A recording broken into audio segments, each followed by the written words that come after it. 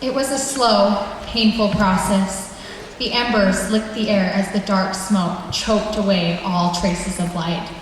Once, this colorful creature had sang beautiful notes to the world, but now painful sounds hit the air in an awful discord.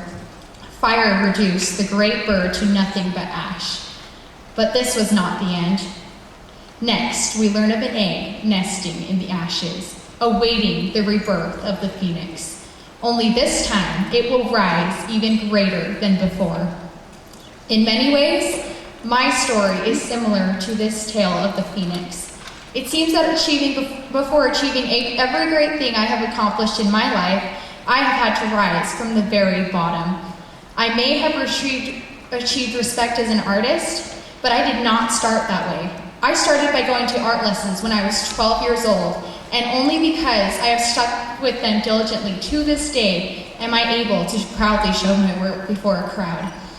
I may have won a national pageant 2 summers ago, but only after placing last in high school rodeo queen contest for 3 years was I able to walk gracefully across that stage. I may have served this last year as your student body vice president, but when I was in 9th grade, I was the girl who it seemed that no one wanted to be around. I distinctly remember one day in my theater class, the class I had most looked forward to the year before. We were choreographing a scene in the play, Pirates of Penzance, in which I was one of the daughters. And in this part of the play, the pirates were to come on stage and try to kidnap the rest of the girls and me. I remember standing in a line on the stage and watching the drama teacher point to each of us one by one in the line. Who wants her? Who wants her? The pirates would raise their hands and giggle to themselves, and it was actually kind of funny, until he reached me. Who wants Cece? Silence.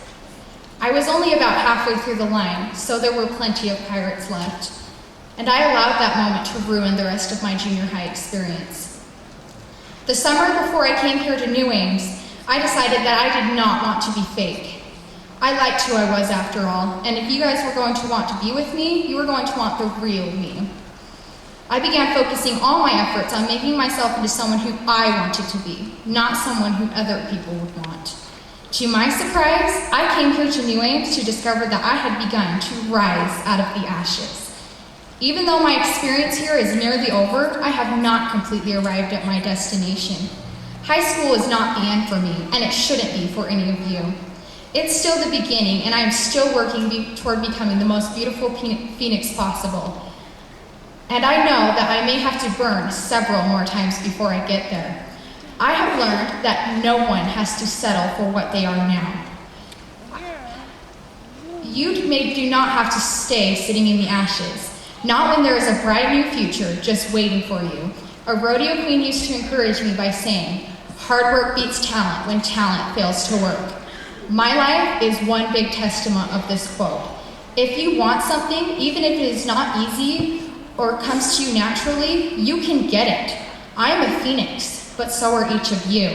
I have grown next to you and learned from a lot of you. I know that there is no such thing as second best. I know that each of you have the potential to spread your wings and become something greater than you've ever imagined. I know that if you work hard, you will get exactly what you want out of life. But I also know that our trials are not yet over. We have had a lot of trials here at New Ames that have prepared us to meet the challenges of the future. Let's review a few of them.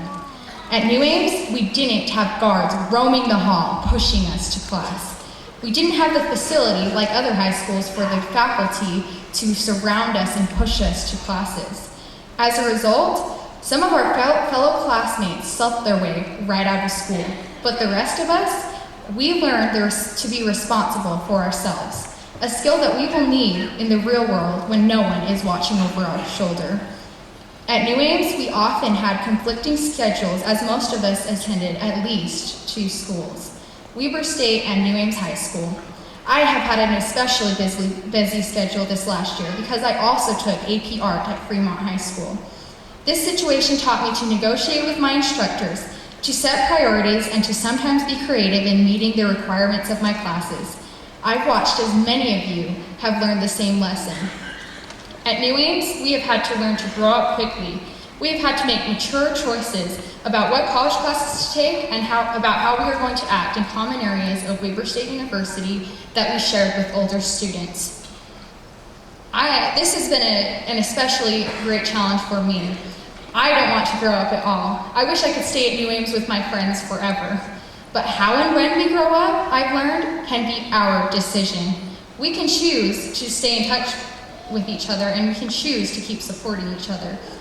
We have had to learn well the lesson here at New Ames that our lives are what we choose to make them.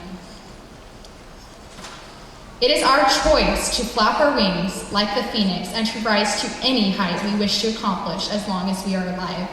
For here at this school, we have had to learn that we are limited only by what we don't believe we have the capacity to fulfill. Let's set our goals high and fight through any failures that come our way and rise from the ashes like the phoenix.